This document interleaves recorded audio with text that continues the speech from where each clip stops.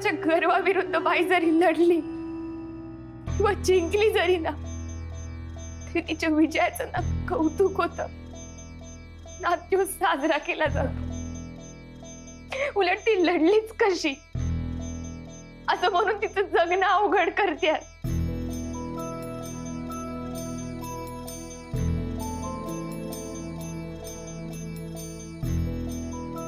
तिला बांगड्या माझ्या आई बाबांनी प्रेमापोटी या घरात सुखी राहावं आयुष्य गहाण ठेवून आणल्यात. याच आज म्हणून गळा आवळणार की काय असं वाटायला लागलंय. माया प्रेमापोटी माया अण्णा रावसाहेबांची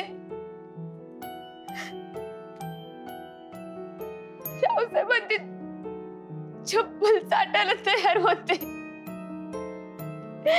आधीच नव्हता बघायचं मला आजी. माझ्या बाबतीत जे घडायचे ते घडू दे, मला त्याची पर्वा नाही. मला अण्णांवर नव्हती यायला पाहिजे.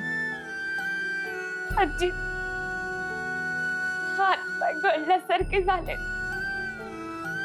आजी जर तुम्ही शुद्धीवर असताना तर मला जवळ घेऊन मला धीर दिला असता.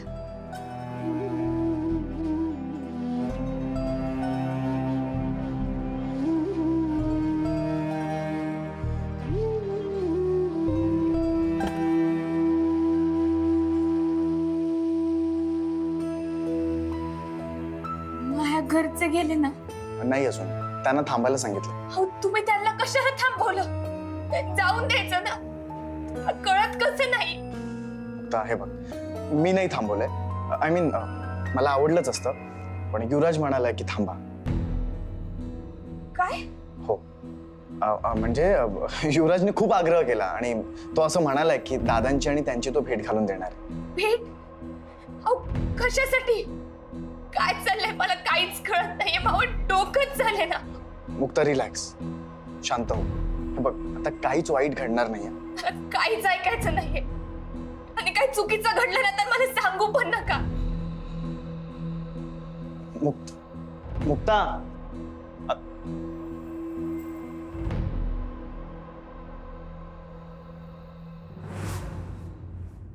अंबिके, रावसाहेब विरुद्ध सारंगचा हा संघर्ष जोरदार पेट घेणार अशी चिन्ह मला दिसत आहे.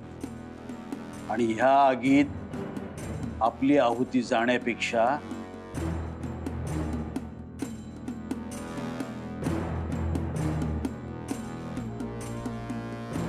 हे दागिने घेऊन कल्टी मारण्याची जास्त गरज आहे.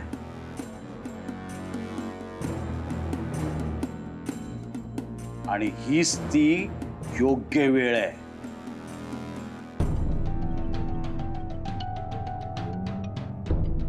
अंबिका, निघायचं ना? नुसतं निघूया नको, गायब होऊया, आता अदृश्य होऊया. कारण का एकदा का हाताला सापडलं ना तर कर्माने मेलो म्हणून समजा. अरे विदेशात जाऊया ना. नेपाळ, थायलंड, मॉरिशस, मलेशिया, बोल कुठे जाऊया? ड्रीम बॉय, ड्रीम बॉय तुम्ही हो. तुम्ही माझ्या स्वप्नातले राजकुमार आहात की नाही? पण काय आहे ना, विमान समजून तुम्ही टमटम मध्ये बसलात आणि विदेशात निघालात. नाही, बाहेर या, टमटम मधून बाहेर या. काय इतके सगळे दागिने आपल्याला एका खेपेला नाही नेता येणार. का नाही? का नाही म्हणजे ते सगळे दागिने जॅकेट मध्ये मावतील. संशय नाही का येणार? बोभाटा होईल. म्हणजे आपल्याला सावध राहावं लागेल. एक एक करून सगळा माल हडप करावा लागेल. म्हणजे नाही का, चिमणी कशी एक एक काढी नेते आपल्या घरट्यासाठी आणि घरटं बनवते, अगदी तसंच. किंवा त्याच्यापेक्षा आपण एक काम करूया का, आपण हळूहळू ना खूप सारे पैसे चोरूया. आणि एकदा का पैसे जमा झाले ना की इकडनं गुल व्हायचं.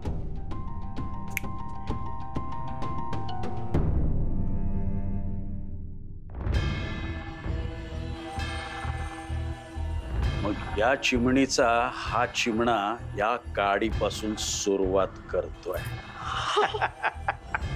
हे दागिने तू आतलं पोन ठेव, मी आलोच.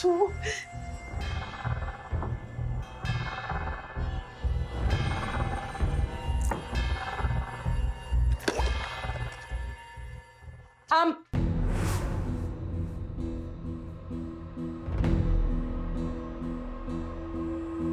तुला किचन मध्ये येण्याची परवानगी नाहीये. किचन मध्ये फक्त या घरातली नोकर मंडळी आणि लेकी सुनाच येऊ शकतात. पण मग पाहुणे म्हणून आलेले लोक येऊ शकतात का? म्हणजे आर्या ते तर या घरातल्या पाहुणे आहेत. त्या इथं काय करतात? पाहुणी नाही, सून आहे मी या घरची. ये माझ्याशी नीट बोलायचं. अहो, मी तुम्हाला आर्याताईच म्हणते. तुम्हीच मला ये म्हणून हाक मारताय. मीच नीट बोलायचं. तुझ्याशी बाकीचे बोलायला आम्हाला वेळ नाही. तुझा या घरातनं काय आणि किचन मधनं काय जायला आले नाही. ह्या अशा ताईंना स्वयंपाकात मदत करायला आले. थांब. तुला एकदा सांगितलेले कळत नाही का? किचन मध्ये फक्त या घरातल्या लेकी सुनाच येऊ शकतात. अहो, मग तर आर्याताईंनीच बाहेर जायला पाहिजे.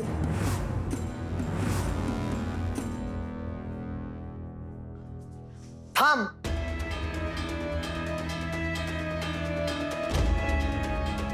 पास झाला तुझा शाणपणा.